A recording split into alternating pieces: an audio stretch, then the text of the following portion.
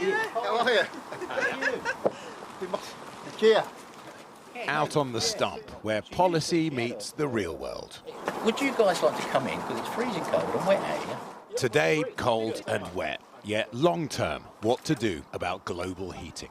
Labour realising the London Mayor's flagship clean air policy, ULEZ, cost it votes. In an election, policy matters. And we are doing something very wrong if policies put forward by the Labour Party end up on each and every Tory leaflet. We've got to face up to that and to learn the lessons. The Tories have been dining out on their unexpected win in Uxbridge, with all eyes now on the seat soon to be vacated by Nadine Dorries, mid-Bedfordshire. A solid Tory shire for nearly 100 years. If climate policies are one of the key talking points of these by-elections, then the mood here in mid-Bedfordshire, likely the next electoral test, is instructive. Of course, tackling climate breakdown is important, but given the short-termism of the ballot box, how to make it a vote winner rather than vote loser?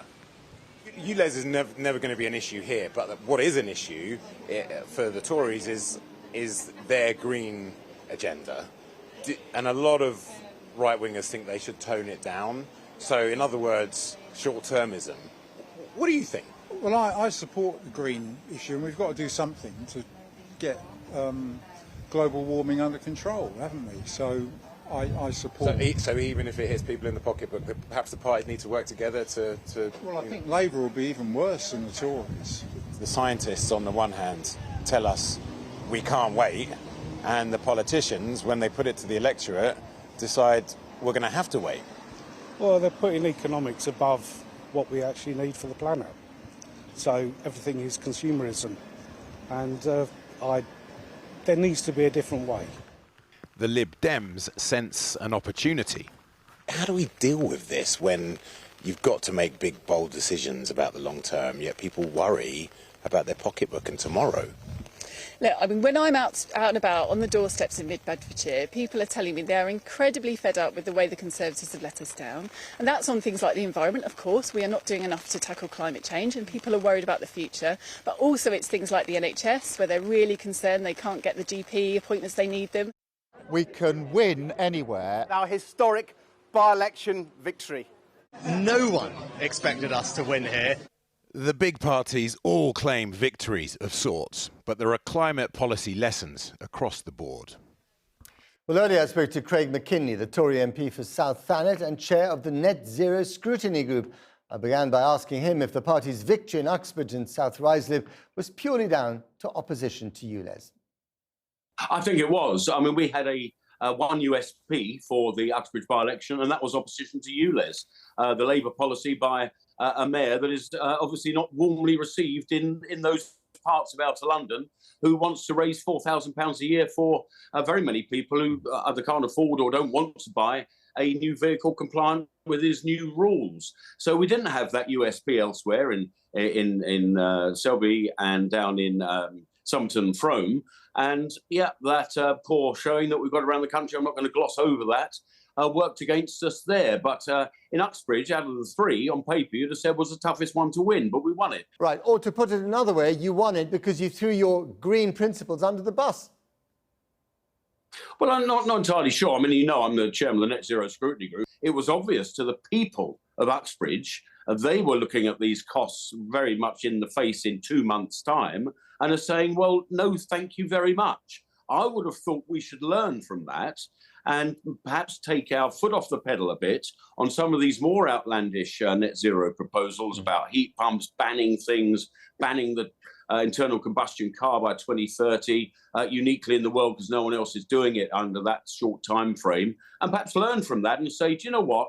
We've found some clear blue water between us and Labour on some of these policies. I'd recommend we take them. So you're saying go slow on some of these issues, The climate experts are saying we can't go slow, we haven't got the time. Well, I get that. I mean, we can have a broad discussion about this expert, that expert. We've been, following the science for some time with, the Bank of England spreadsheet is not doing very well, and the COVID spreadsheet was even worse. So we've got it's a £2 trillion spreadsheet if we comply with what some of the climate specialists are saying about net zero. But let's put that aside for now. As you know, the UK's output of CO2 is a mere rounding error of about 1% of global output. We're seeing China going hell for leather for new coal-powered stations, digging up new coal. Indonesia and India and all the others developing countries are on a similar pathway. And I just think, what will our population say when they're saddled with these huge costs? They're living a world that's colder and poorer, and they look rather wistfully at the rest of the world still growing on the back of hydrocarbon energy. Now, I'm not saying that's good, bad, or indifferent, but that's the reality of it. What you're saying is that for the sake of people's pocketbooks, the money in their pocket, for the sake of your political self-preservation, abandoning all these green principles, which the last few prime ministers have been banging on about, is something that you're prepared to do. No, because I've got a completely different energy policy. It's not one based on batteries, which are reliant on cobalt dug out by children in the Democratic Republic of Congo. It's not reliant on batteries where China is increasingly in the fundamental supply chain. It surely has to be one on gas, and we are importing vast amounts of gas, no jobs, loads of balance payments losses from places as far afield as Australia. The better plan is for domestic gas as we move towards a very, very substantial nuclear future. Just finally, Craig, the result in North Yorkshire was, catastrophic for the Tory party. Do you think that all the other issues you've got to deal with, whether it's cost of living, whether it's Brexit not doing what it promised to do, whether it's the carousel of prime ministers, all that stuff is just so weighty, there's so much of it that whatever you say about ULEZ or climate change, you're just not going to win the next election?